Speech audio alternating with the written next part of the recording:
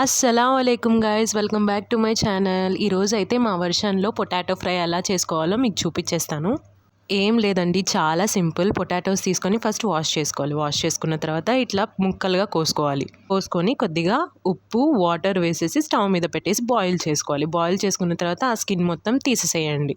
ఇప్పుడు ఒక బాండీలు పెట్టుకోవాలి. ఆ బాండీల్లో కొద్దిగా ఆయిల్ వేసుకోవాలి. ఈ మసాలా ఏంటి అంటే ఎండు కొబ్బరి ఉంటుంది కదా, ఎండు కొబ్బరి, అలాగే వెల్లుల్లి, కారం అండ్ కొద్దిగా ఉప్పు వేసుకొని కచ్చాపచ్చాగా దంచుకోవాలన్నమాట. ఆ దంచుకున్న పౌడర్ని ఇప్పుడు ఆయిల్లోకి వేసుకొని కొద్దిగా ఫ్రై చేసుకోవాలి.